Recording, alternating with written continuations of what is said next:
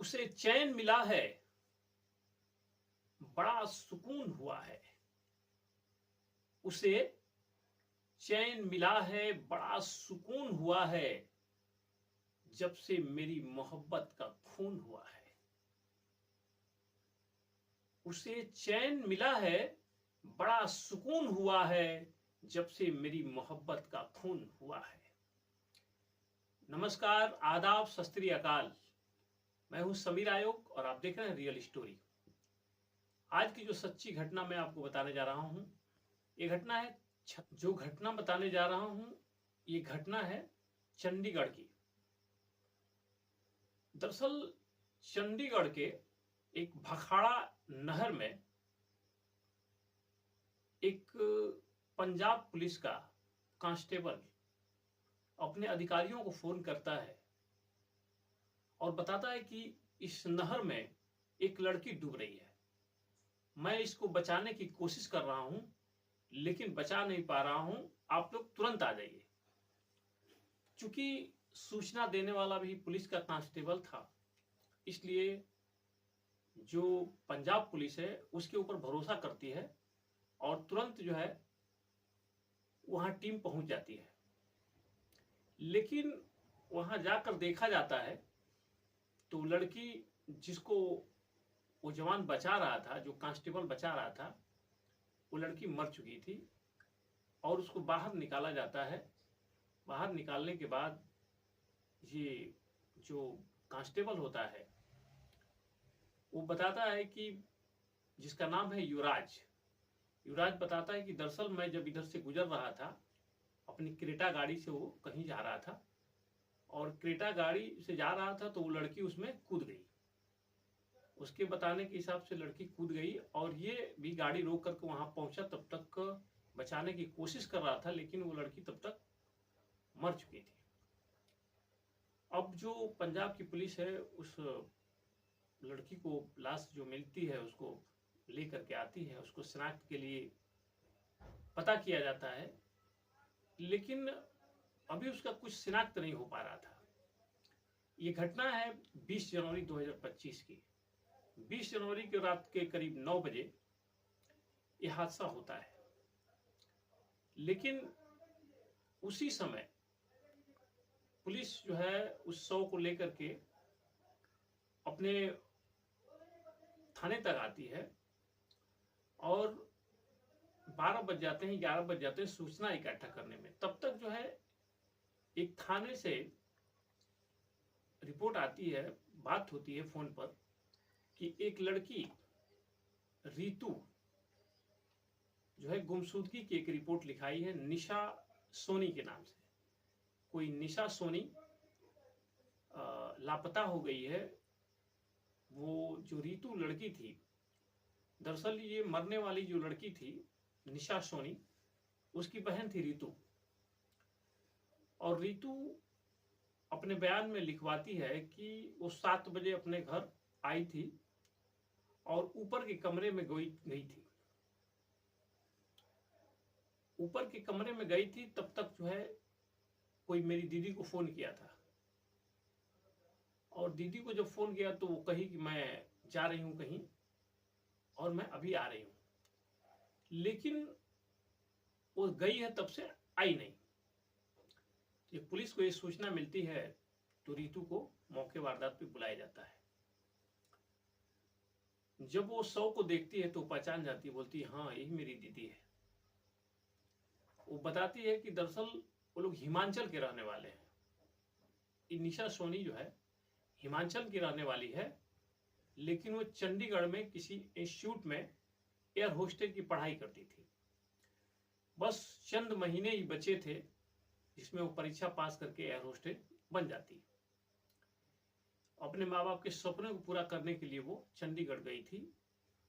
उसके माता पिता जब सुनते हैं तो बिलखने लगते हैं, रोने लगते हैं कि ऐसा क्या हो गया। फिर जब जो लड़की होती है रीतू, वहां पुलिस जब बुलाती है तो वहां युवराज जो था पुलिस कांस्टेबल, वो भी वहां उपस्थित था। तो जब ये अधिकारियों के सामने रीतू से पूछा जाता है कि जब वो गई है तो किसके साथ गई है। तब वो जो रीतू होती है वो कहती है कि एक पुलिस की वर्दी में थे और मैं उनका नाम नहीं जानती हूँ, लेकिन उन्हें देखूंगी तो पहचान जाऊंगी। जो भी वहां थाने चौकी पे पुलिस होते हैं सबको दिखाया जाता है। अब जो है वो युवराज को पहचान जाती है, कहती है कि यही जो है, यही गए थे हमारे घर और मेरी दीदी को क्रेटा गाड़ी से लेकर के कहीं गए हैं, बोल रहे हैं कि अभी आ जाएंगे। जब पुलिस ये बात सुनती है तो कुछ देर के लिए चौंकती है। फिर उस कांस्टेबल से जो युवराज था उससे बातचीत की जाती है, पुलिस अधिकारी, लेकिन वो इधर उधर बात करता है, घुमाता है, फिर वो सच नहीं बताता। लेकिन रीतू की बात से पुलिस को कंफर्म हो गया था कि कुछ ब कुछ इसमें गड़बड़ जरूर है। फिर जो निशा की मोबाइल थी, निशा की मोबाइल का कॉल डिटेल निकाला जाता है और इस कांस्टेबल युवराज के जब निकाला जाता है तो इन दोनों के बीच बहुत सारी बातचीत हो रही थी। और जिस वक्त 8 बजे के आसपास निशा अपने घर से इसके साथ गई, उस समय भी इसकी फोन से ही बात हुई थी। और पुलिस जब इस कॉल डिटेल को उस कांस्टेबल के सामने रखती है तो उसके पास कोई चारा नहीं बचता। फिर पुलिस उसके साथ सख्ती से पेश आती है। वो अपने डिपार्टमेंट का आदमी जरूर था, लेकिन पुलिस उसको सख्ती से जब पेश आती है तो वो सारी बात बताता है। और ये बात ऐसी बताता है कि जिससे कि आप सुनकर भी हैरान हो जाएंगे। दरअसल उसका कहना था कि करीब 6 महीने से ये जो निशा थी, निशा सोनी, इसके संपर्क में थी। कांस्टेबल से उसकी कहीं मुलाकात हो गई थी और धीरे धीरे वो परिचय उससे बना लिया था। और उसने कहा था कि मैं पंजाब पुलिस में हूँ, कुंवारा हूँ, सिंगल हूँ। और इस तरीके से कुछ ब कुछ इन दोनों के बीच बातचीत हो रही थी। फिर इन दोनों में दोस्ती हो गई। दोस्ती के बाद प्यार हुआ। कई बार ये लोग इधर उधर कहीं होटल में इधर उधर मिला करते थे। और इस लड़के ने, जो कांस्टेबल था युवराज, इसने इसको कहा था निशा को कि हम तुमसे शादी करेंगे। हमने अभी शादी नहीं की है, क्योंकि निशा को भरोसा था कि चलो पुलिस में है, अच्छा खासा कमाता है, मैं भी नौकरी पा जाऊंगी और हम अच्छे से अपना जीवन यापन करेंगे। ये सोच करके इसका साथ दे रही थी, इसके ऊपर भरोसा कर रही थी। लेकिन युवराज बताता है कि दरअसल वो शादीशुदा है, उसके 2 बच्चे भी हैं। उसकी पत्नी ऑस्ट्रेलिया गई हुई है बच्चों के साथ, और ऑस्ट्रेलिया से वो 2 दिन के बाद आने वाली है।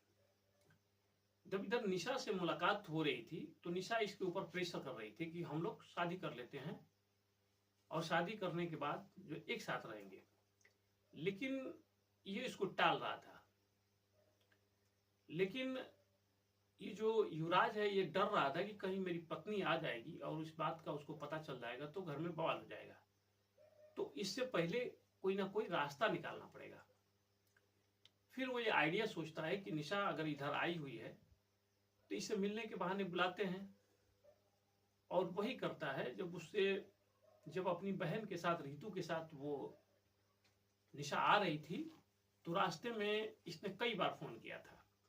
रीतू के अनुसार, रीतू जो बता रही थी कि जब हम लोग चंडीगढ़ और मनाली के रोड पे, मनाली में जो रोड मिलता है वहां पहुंचे थे तो इसका फोन आया था, लेकिन दीदी ने काट दिया था। काटने के बाद फिर आगे जब बढ़ रही थे हम लोग तो फिर उसका फोन आया था। फिर दीदी फोन उठाती है और कही है कि मैं बाद में फोन कर रही हूँ, मैं अपनी बहन के साथ हूँ। फिर फोन कट जाता है। लेकिन घर पहुंचते ही फिर फोन आता है। घर का मतलब कि वो जो रीतू थी वो भी उधर भाखाड़ा इलाके में कहीं किराए पे रूम लेके रहती थी, उसी से मिलने निशा गई थी। इन लोगों का घर तो हिमाचल में था। चूंकि ये जब फोन उठाती है घर पे तो नीचे आ जाता है युवराज, और अपनी क्रेटा गाड़ी के साथ ही आया था रीतू के घर के नीचे, और वहीं बुला करके रीतू निशा को अपने साथ लेकर के जाता है और ले जाके नहर में उसको ढकेल देता है। निशा जब पानी में गिरती है तो कुछ देर के बाद ही वो तैरने उसे नहीं आता है, वो डूबने लगती है और डूबते डूबते जब वो मर जाती है तब ये जो है उसको बचाने का नाटक करता है, फिर पुलिस को फोन करता है।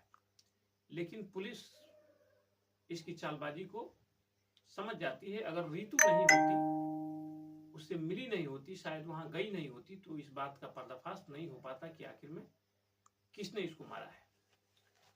तो दोस्तों, निशा अपने माँ बाप के सपने को पूरा करने के लिए चंडीगढ़ आई हुई थी, पढ़ाई कर रही थी, एयर होस्टेज बनना चाहती थी, मगर इस कांस्टेबल ने जो किया है, वाकई जो सुरक्षा की जिम्मेदारी है महिलाओं के या हर इंसान की सुरक्षा की जिम्मेदारी पुलिस की है, लेकिन इस पुलिस ने जो कृत्य किया है वाकई किसी भी तरह से माफ करने लायक नहीं है। खैर, इसको सजा कोर्ट देगा, लेकिन उसकी बीवी, उसके बच्चे बेघर हो जाएंगे, उनको बहुत तकलीफ होगी। एक आदमी के कृत्य ने उसकी जिंदगी को खराब कर दिया और निशा की जिंदगी छीन ली उससे। अच्छी खासी उसकी जिंदगी थी, 22 साल की उम्र में वो दुनिया को छोड़ गई है। दोस्तों, ऐसी ऐसी घटनाएं हो रही हैं। आप लोग भी किसी पे ऊपर ऐसी भरोसा ना करें, पहले उसको जांचें, समझें, उसका बैकग्राउंड पता करें, उसके बाद ही किसी के साथ संपर्क में जाएं और तभी जाके उनसे दोस्ती करें या किसी तरह का जो संबंध होता है उससे बात बताएं। अपना ख्याल रखें। सत्यमेव जयते।